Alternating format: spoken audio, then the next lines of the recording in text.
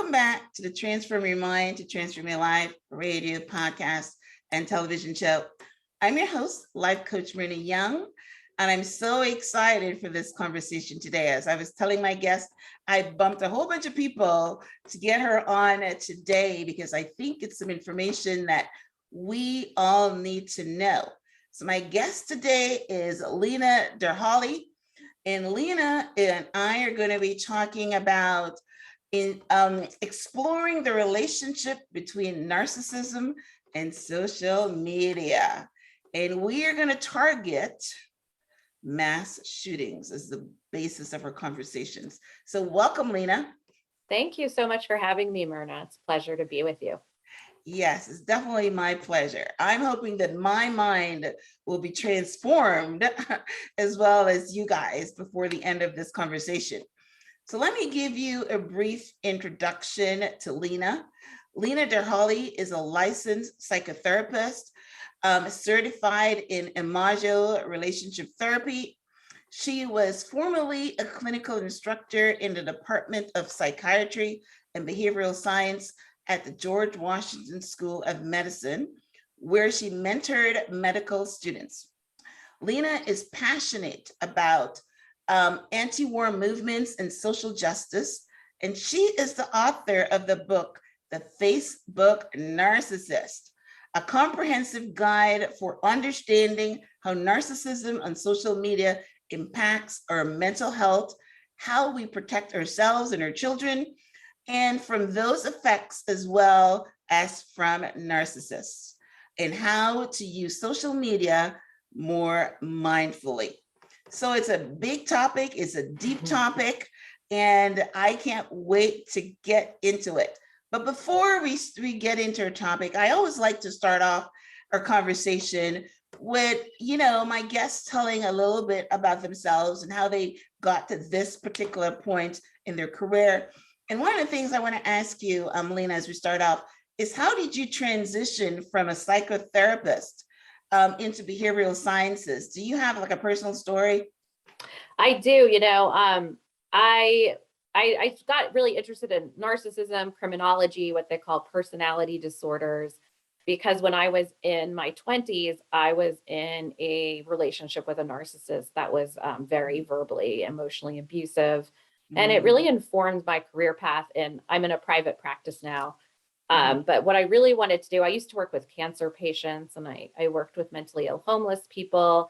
And then I transitioned to working in couples work. But part of what I do with couples and individuals is I help them identify red flags in abusive relationships. And it's always been a passion of mine, especially with women. Of course, men can be in abusive relationships too, but really to help women recognize that, when they need to get out and that they deserve more. And, there's a lot of abusive relationships out there, I think more than that's even reported. And so it's really just been a passion of mine just to help people. Right. And not just in relationships, as we move to this topic of mass shooting and social media narcissism. My first book was a true crime about a family annihilator who murdered his pregnant wife and toddler daughters so he could be with another woman.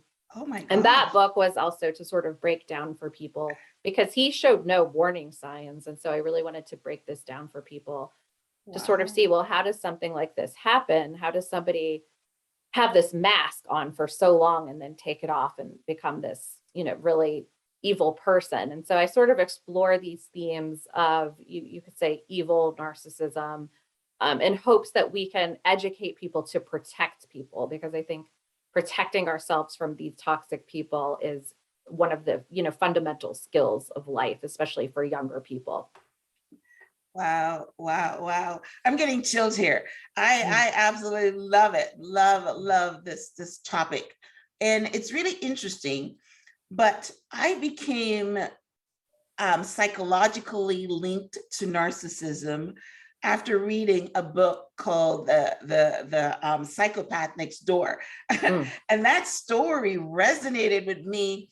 I read that maybe even like 20 years ago, but I always resonate with that story of how a psychopath and a narcissist, and I'm not even sure what the difference is between the two of them, but how they can just plan to destroy you, like just like you said, this gentleman that killed his pregnant wife and child because he wanted something else. And to me, that's the link within narcissism and psychopaths, because they can destroy you without a conscience, without a thought, just so that maybe they can get to the other side or whatever. So I have actually loved this topic. I don't do enough of it on the show, but I can talk to people every day about narcissism. And I'm glad that what you said, a lot of people are in these relationships, and the I want to say beautiful, but it's not really beautiful.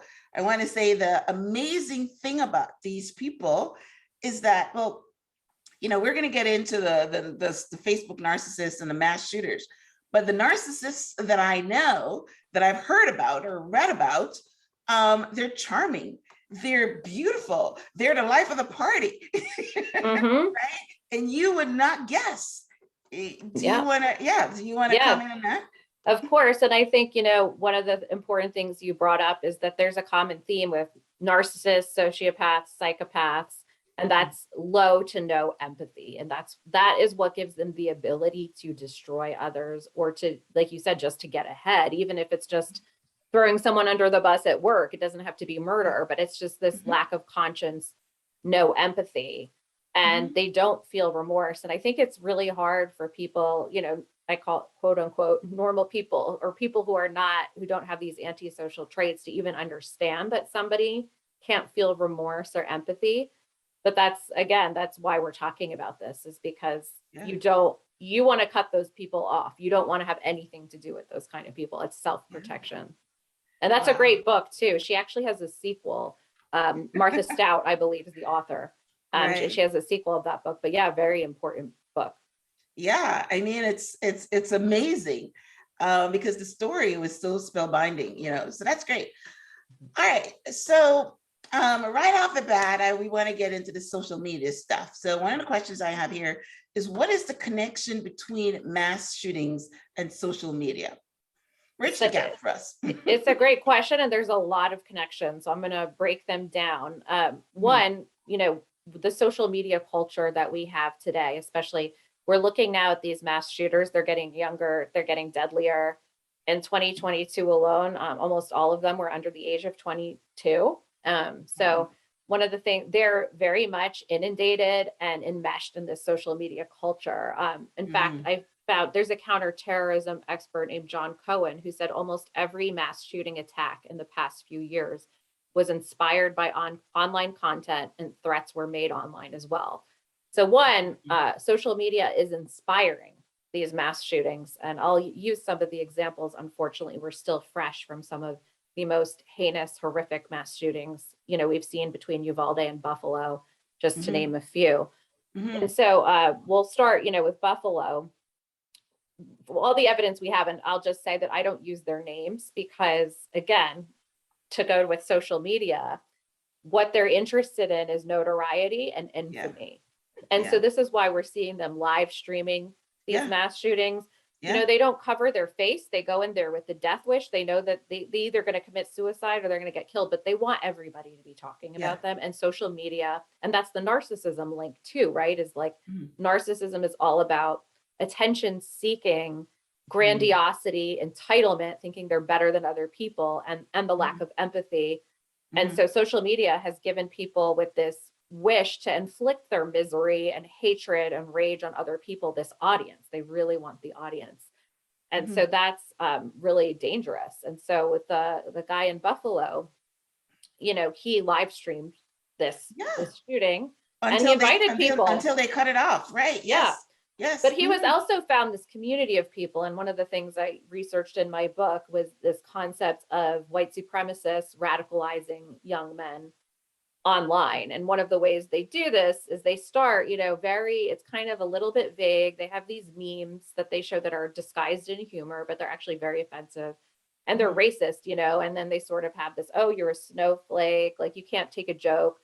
So it's sort of like this idea of telling people that they're too sensitive, you know, when we're talking about really serious issues like racism, and that, Mm. oh yeah, we should just be able to say anything about any group of people because it's a joke, and so that's the way Mm. they start to try to bring these socially isolated, lonely young men who have other kinds of issues going on.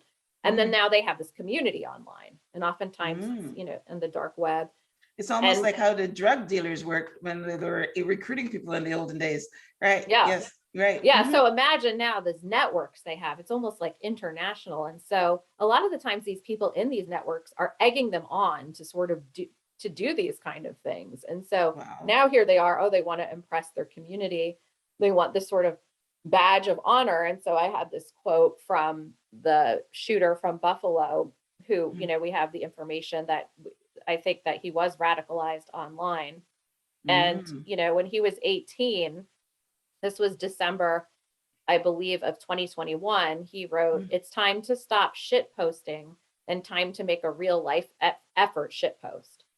I will carry out an attack." He said this in December 2021. So Wow. again, we're seeing this common theme that these mass shooters are Mhm. putting their intent on social media. And so we can And get to like this a little later. 3 years before he did it, and nobody Right. caught on, huh? Yeah. Hmm. And Yeah.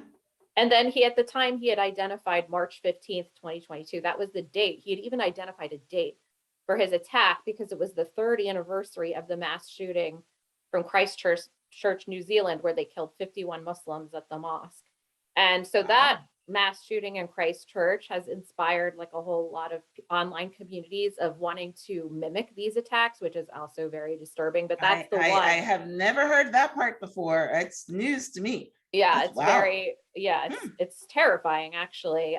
But Yeah. interestingly enough, the Buffalo shooter got COVID in March where he was supposed to do this. So that's why he did it Oh. on a later date. But Mhm. this is just one example, I think, of the real intersection between social media, radicalization of people, and also the narcissism component of wanting to have this attention and wanting to impress these communities. So to me, that was like kind of hit all of the pieces Right. of why social media is so linked to the mass shootings. And then just, on another point, so, social media, we've seen studies and actual research now that it's eroding empathy in young people. So there was a study Mhm. that looked at American college students over the past, 30 years or so. And it looks like, empathy has eroded in college students by about 40% over the last 30 years. Wow. And That's a researchers are big actually, number.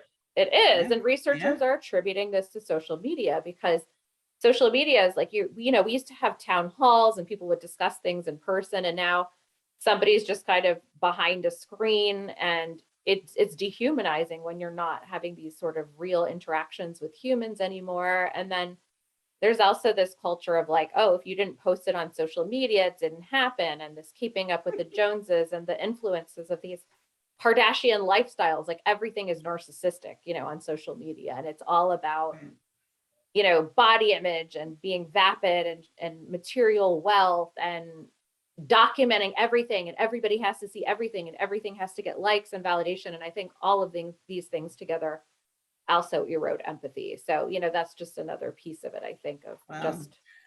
Okay, there's a couple of things I want to circle back to. One, the Buffalo shooter targeted the African American community.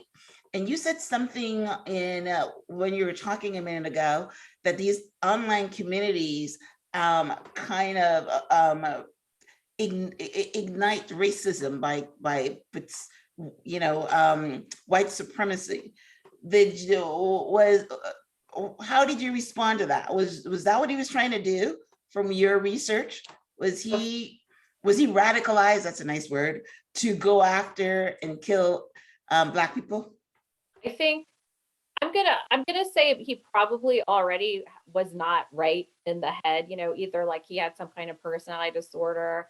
Also, we have narcissism has strong links to racism. Again, so if you think about something like racism and narcissism is entitlement, exploitation, and lack of empathy. Those are the three hallmarks of what it actually is.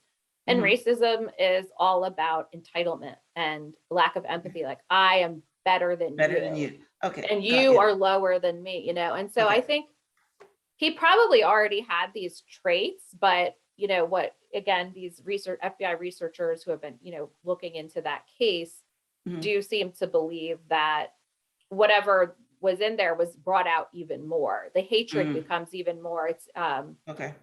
also like the communities that hate women, or like, you know, there's another subset of those communities that, you know, they're referred to as incels. And then Mm. there was a mass shooting where the white guy, you know, went in and killed, shot all those sorority women because they wouldn't sleep with him. You know, that was kind of the motive. So you have, I think Yeah. these people already have this kind of inner hatred or seeds of it. And then these online communities exacerbate it, bring it out, encourage it, Yeah. um, and really kind of normalize it, which I think is, again, it's a really terrifying that it's able to be Yeah. normalized. Whereas if they weren't online, I think Yeah. they wouldn't just have as much exposure and saturation with all Yeah. that hatred. As you were talking, I remember two others, the person that killed the Korean and the Asian people, and then the other person that killed the gay people. They were Yeah. all mass shootings. So I understand what you're saying.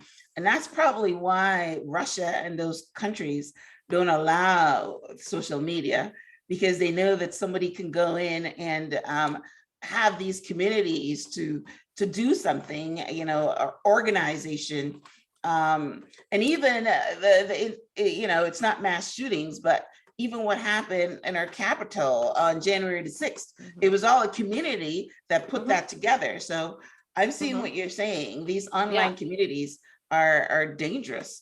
Yeah, because the recruiting for all of these things that you mentioned, which is all absolutely true, the Yeah, January 6th insurrection was exactly, you know, on yeah, online community. yeah, Before we had these tools, you yeah. just weren't as powerful. You had these small, you know, secret communities in the town, but Mhm. nothing with this widespread reach. And I Right. think, you know, Yeah. then we have the question, which we may or may not get into today because it may be a whole other topic, but then what is the responsibility of these social media companies, you know, Mm.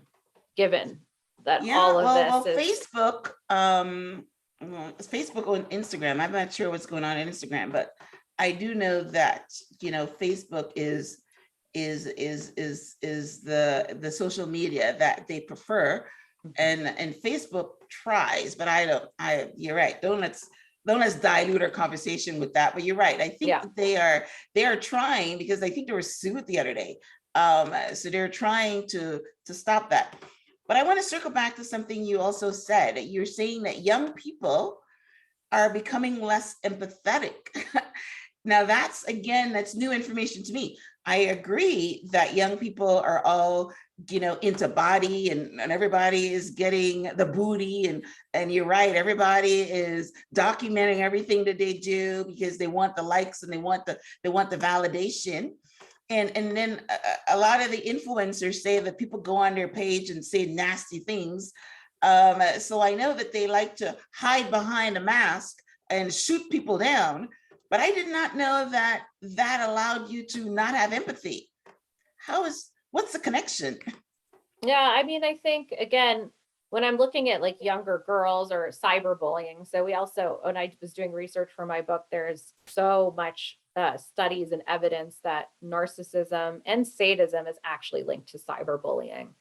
And Okay. so, and you know, a lot of the times that's only led kind of by a few people.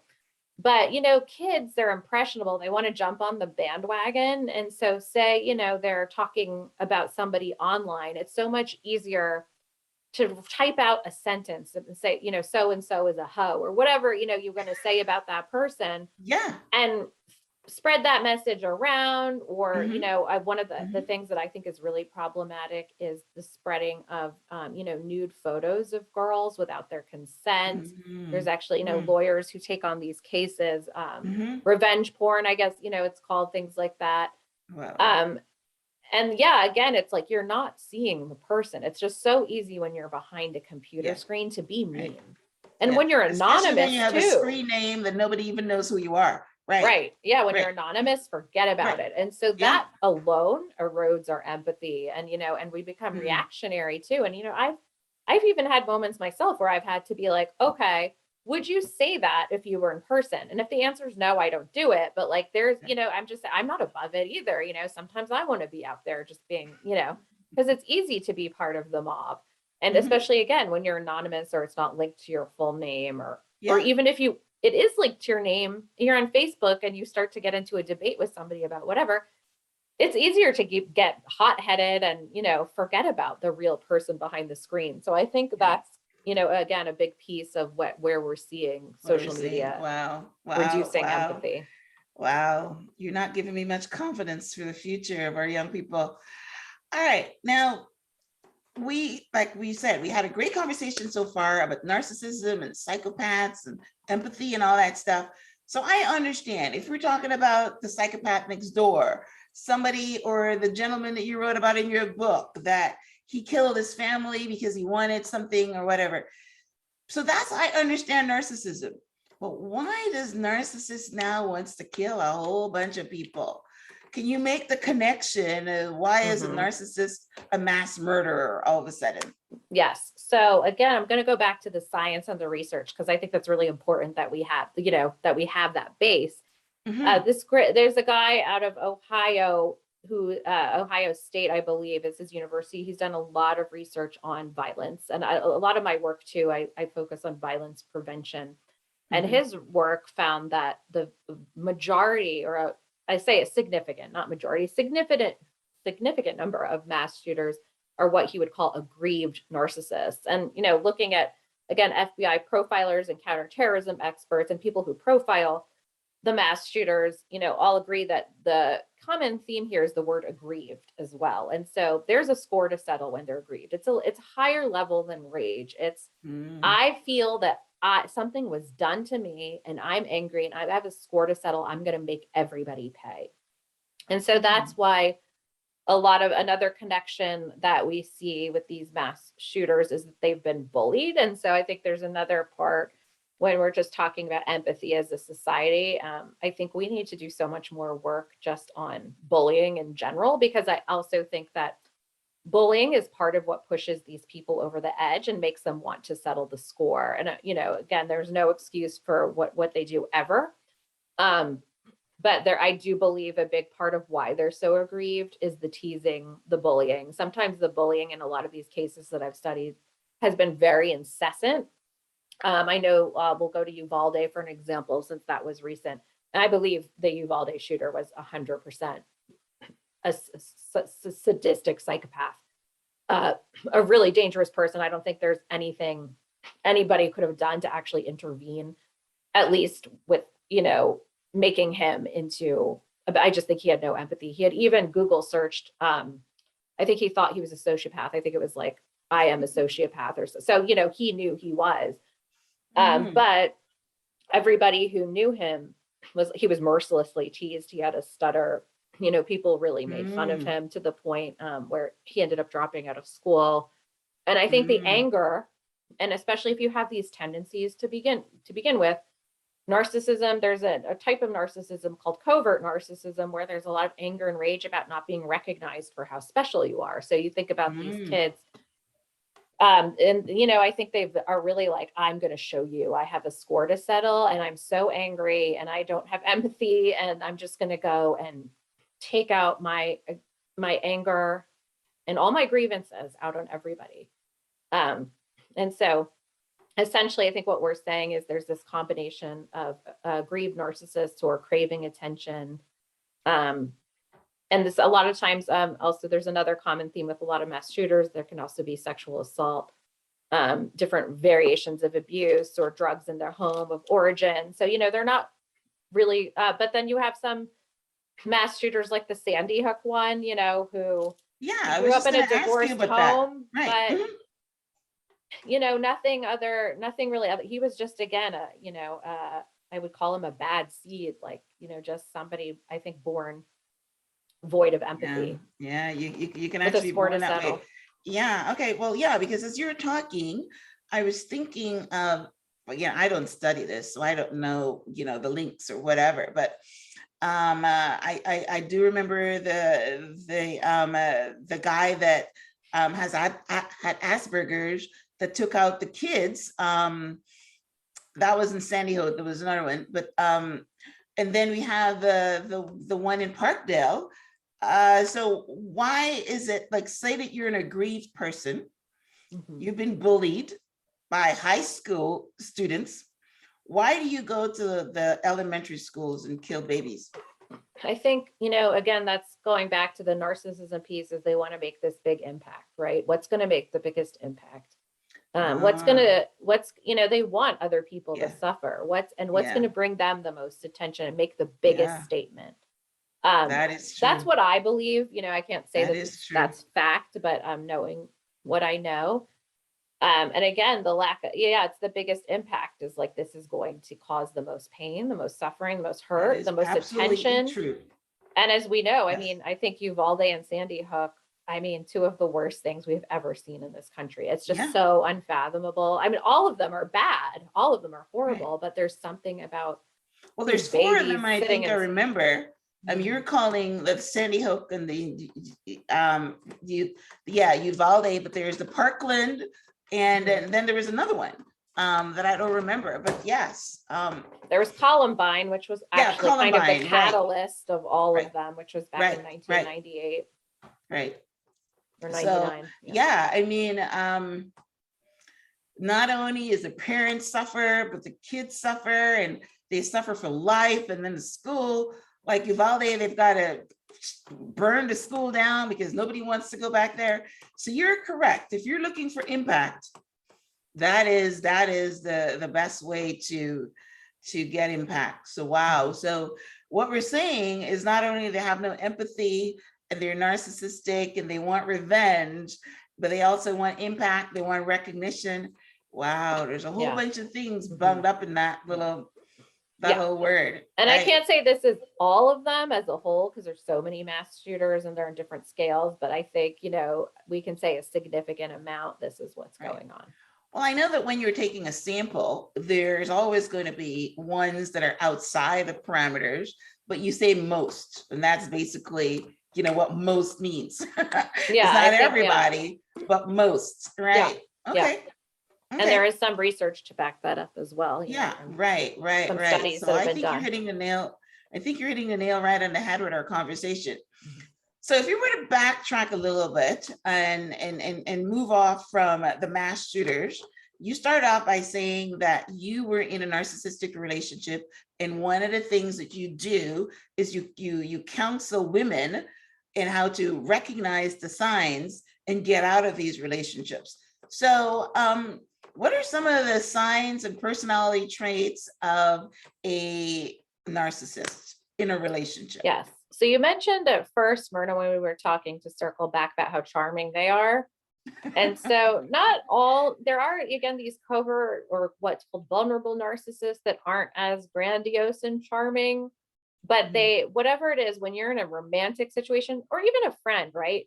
They just really lay on the flattery. They really want to win you over. In the narcissism world, we call it love bombing. And so this is always a big red flag I tell people, is when someone's really over the top, they don't know you that well. And they're trying, you know, there's all these grand gestures. Not everybody, by the way, who does this, I hear, you know, is a narcissist, by the way, but you know, it should just, you kind of, I think most people. I'm laughing because I always make a quote, and I say it quite often, and it came from Halle Berry. And she said her mother told her, when anything is too good to be true, it usually is. And she was, of course, talking about her and David Justice. Yes. Right. So anyway, and she knows. And so, and so that's, again, there, it's a manipulation involved. And I think most of us actually kind of know, we have this feeling because we're like, why does someone who's met me once know that they want to be with me for the rest of my life? They don't know me, you know, so some people get a weird feeling about that. Pay attention to that feeling. But, you know, a lot of the time, the love bombing is just, it's so much, so fast. And what happens next then is, once they win you over, it shifts to what they call the devalue phase. And that's when we say narcissists are like Jekyll and Hyde. There's two personas. And this is also a dynamic in abusive relationship, any abusive relationship. There's two personas. There's a charming persona that brings you roses after they've hit you. You know what I mean? And apologize, I'll never do it again. And then they're back to their old charming self that you fell in love with. And then there's the, you know, pretty diabolical side It doesn't have to be physical abuse, but there's emotional, verbal abuse. It can go from, this hot and cold. I think whenever you're walking on eggshells around someone, you feel anxious. You never know if they're gonna like flip on you or get mad. That's a big sign.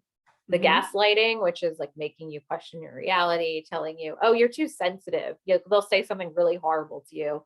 And then you'll get upset. Oh no, you're the problem. You're the problem. Like you're too sensitive. You need to go to a therapist. Like they make you, and then you start thinking, Wow. this person's just berating me and belittling me or turning hot and cold or ignoring me for days on end and won't tell me why they're mad at me, things like that.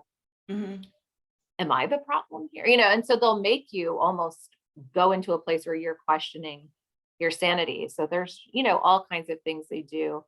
Financial abuse, controlling, they don't want, a lot of the times abusers and narcissistic people don't want you to be around your friends and family. So they try to control who you I was see, just going to get to that one. They isolate you. Big isolate one you. from Yes. the psychopath next door. Yes, Yep. they isolate you. Yeah. And because, they know once you start talking to more people and more people are like, hey, are you sure you really want to be in this relationship? They also Right. don't want you to leave, but Mhm. they love attention. Narcissists, even the ones, again, that aren't super grandiose, they want to feel special at all times.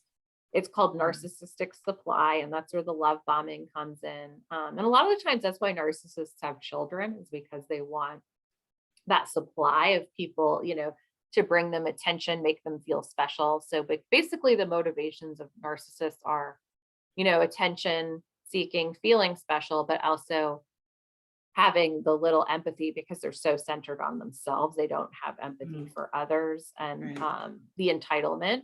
I'm better than other people. I deserve more than other people. I deserve special treatment, special privileges, and the exploitation, which is why you have so many narcissistic people in real positions of power, from politicians to people like It's Harvey true. Weinstein. That is true. There's a lot of Yes. exploitation. Yes. Wow. Right. Okay. So I get you. So now, so we know that it's hard to get out of abusive relationships because you're kind of mentally tied to this person, the manipulation.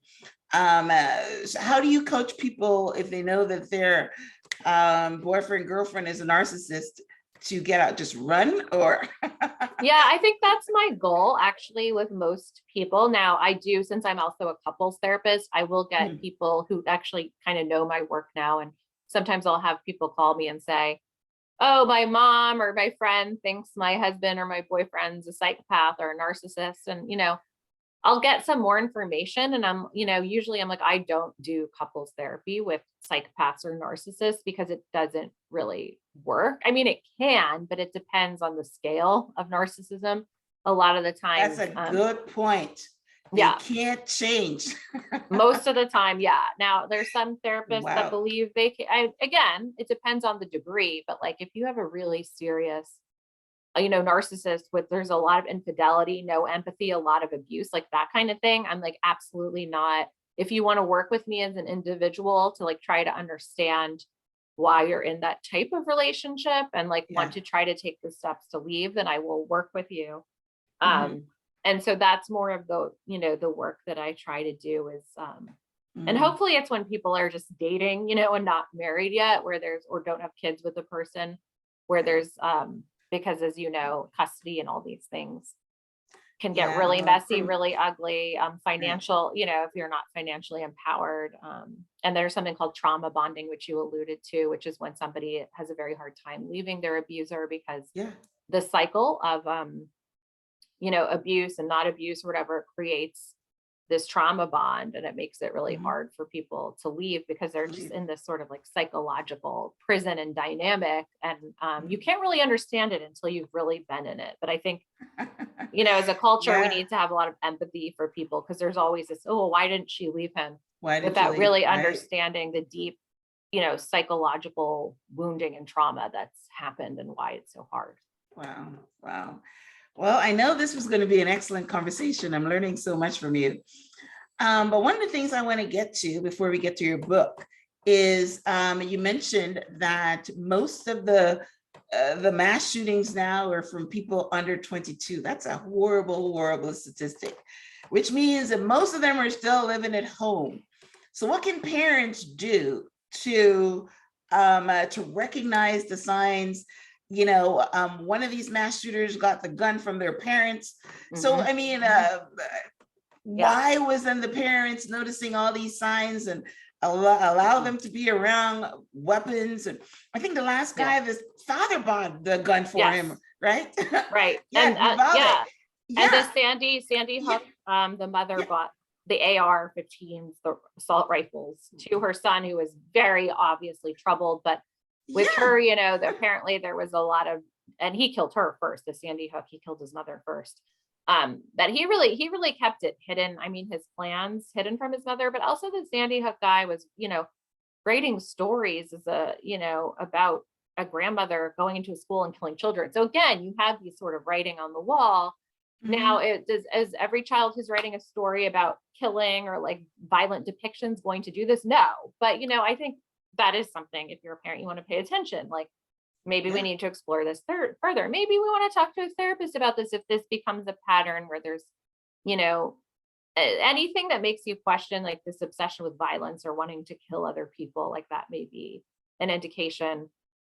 This is obvious, like, don't buy your kids guns, don't buy them assault rifles, especially if they are withdrawn, acting isolated, if they're on their computers a lot. I mean, like, that's just but as you said, this, the last shooting in Highland Park, the father bought the guns. Sandy Hook, the mother bought the guns.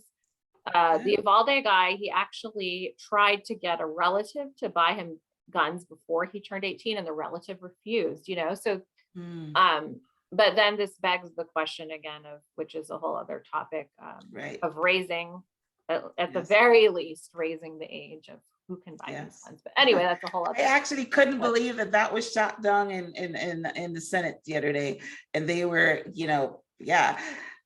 one person is with abortions, the other person is with guns, and it's a strange thing, and it's all about politics and power and money. Nobody really cares about anybody other than their political career, really. Right. And I was actually at a dinner with a friend last night, and I was telling her, it's like over 80% of Americans support more extensive background checks, and it was still so hard to even get that. And she was like, wow, I didn't realize there's so many people. And I said, it's actually not, the politicians aren't actually representing what the people want a lot of the time, and they don't care. If somebody can walk in and kill all these children in an elementary school and we don't have any meaningful change after that, they obviously don't care. That's what that could be a piece of narcissism in itself. They do not. They care about themselves. Exactly. I'm only interested in my, my political career and who's going to vote for me next time I run, and I don't care about people. So that's an amazing. That's absolutely amazing. Signs, now, parents want to intervene. I mean, most of all, like, especially again, the withdrawal, the isolation, using kind of weird terminology, again, the white supremacists recruiting, they have sayings like the great replacement theory. If you hear your kid using things like this, a lot of the times people are afraid to intervene or in denial, but you really just want to ask more questions. You want to try to get them help. A lot of the times we're just looking at interventions where we can make some of these isolated people feel more part of their community. We want them to be the opposite of aggrieved and angry. We want, so a lot of times some of these interventions are getting them proper help, community support, resources, which again is another issue because we don't have a lot of funding. A lot of these rural areas, we don't have access, or even it's still stigmatized in a lot of parts of this country to have mental health services. So I think, there's only so much we can do as parents sometimes, but just like being curious, trying to know what's going on in your kid's life, trying to get them help if you think they need it. That's like the most important thing we can do. Yeah, I definitely agree. And if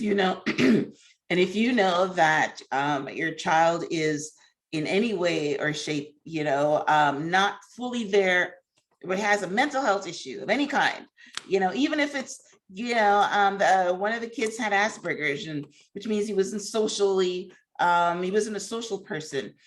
Things like that. You don't need them around guns, not even a gun that can shoot 6 rounds. Certainly not guns that, an AR weapon that can, a mass shooting weapon. You shouldn't have it in the house, period. So, so that's great. All right, so your book is called The Facebook Narcissist. So tell us about your book, why you wrote it. And I love your first book. You can also talk about that again. You said there was a true crime grammar. I'm probably gonna get that, because like I said, I was so fascinated about the, you know, the psychopath next door.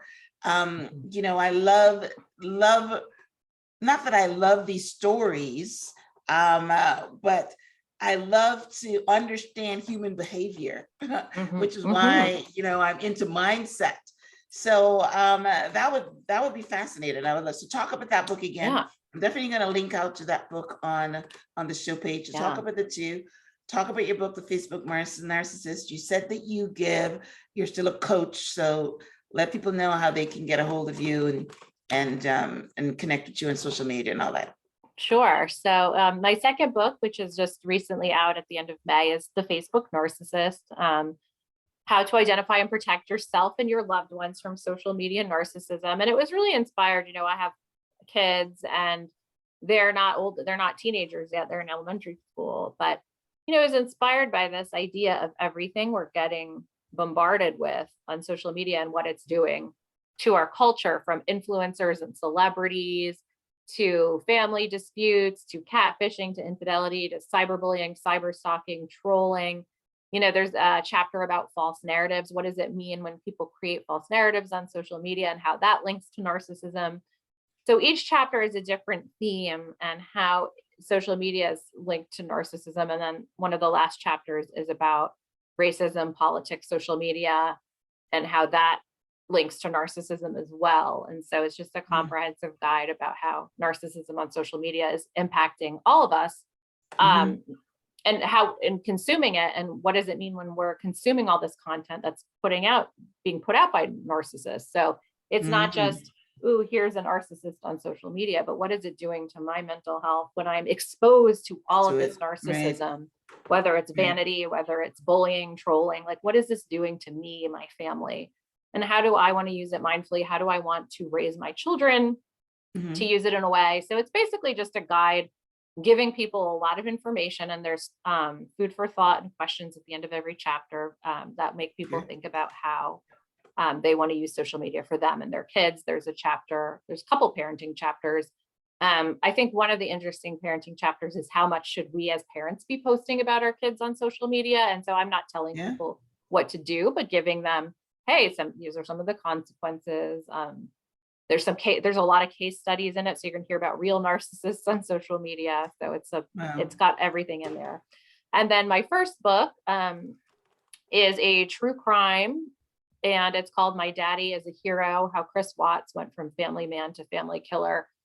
And it was about the Watts family murders, which took place in Colorado in 2018, where this man, again, opposite actually, and this is why I wanted to write about it, because he had all the opposite traits of a narcissist, except when you looked a little bit closer. But he was very kind of like shy, quiet, laid back, deferred to his wife all the time. So people would say his wife was the more controlling one in the relationship. And and he just, again, he met this woman at work, and his wife took the kids to see family in North Carolina for 5 weeks. And within that time period, he decided, again, going from love bombing to devalue to discard, he decided that his family had no use to him anymore. And it would be easier to kill them than to divorce his wife. And I mean, it was a gruesome killing. I mean, he smothered that Peterson guy did the same thing too. Very similar. So people make parallels. So yeah, so that book is a narrative story telling about the demise and the quick demise of their relationship. So you even have, I had all their text messages and transcripts. And so it's told as a narrative story. And then there's a psychological analysis of the different types of narcissism and analyzing him and like making the case that he is, essentially a psychopath and a narcissist that was able to hide it from those closest to him. Wow. I love that. Love that. Definitely going to get that. All right. So that's beautiful. So what's your website and how can we connect with you on social media? Sure. I'm on Instagram at Therapy with Lena, and Lena is spelled Lena. And my website's lenaderhali.com. I'm also on LinkedIn, my name, and a friend of mine does a little author page for me on Facebook, which is very kind of her, because generally I don't like being on social media. It's more of like Right, a of course. You're just necessary talking evil. how bad it is. Yeah, and I don't like Facebook, so I have a wonderful friend who I'll just send her a link and be like, "Can you post this on Facebook?" and she'll do it. And she kind of weeds out the trolls for me, so I don't have to. So, but Okay. yes, you can contact me in any of those places. Okay. All right. Beautiful. Well, all right, guys, listen, this was, like I said, I didn't disappoint. I know that this was going to be an exciting interview, an exciting talk. Not only we're talking about narcissistic people and what to look for in them, we're talking about social media narcissists and how everybody that's on social media is exposed to it. We talked about how to recognize narcissism in your partners. Yeah, so we had a good conversation on narcissism and psychopaths. And of course, the big topic, or the big, we spent a lot of time talking about mass shootings and the narcissistic person that creates mass shootings. So we're coming away with a lot more information that we started with. So this is pretty good. I thank Lena for coming on and sharing this with us, because now, they say knowledge is power. So once you have knowledge and once your brain is expanded with some information, then, then it can't be shrunk back. And we're all walking around in relationships that we're trying to second guess ourselves. I mean, is something wrong with me? Like she says, the narcissist or the psychopath can make you think there's something wrong with you. And they normally do that because they want to crush your self-esteem, right? So this topic allows you to look at yourself, look at your friends, look at the people around you, and maybe make some changes. But yeah, narcissism is real. It's real. There's a lot of people, and like Alina also said that she don't even bother being in therapy with them because they can't be changed. And I would tend to agree with that, because we're talking about no empathy. It's also something that's called no conscience. And we are born with a conscience. If you don't have one, you weren't born with it. And there's not much you can do with someone who doesn't got a conscience, right? So, Lena, I want to thank you very much for coming on the show. I want to thank you guys for tuning in. This is one of those episodes that you maybe want to listen again. But if you want to get a transcript of my conversation with Lena, head over to the show page, which is blog.myhelps.us. I will link out to both of her books on there, so you can take a read and expand your knowledge on narcissism, because I'm sure that you know one or two of them. All right. Any last words, Lena, before we wrap up?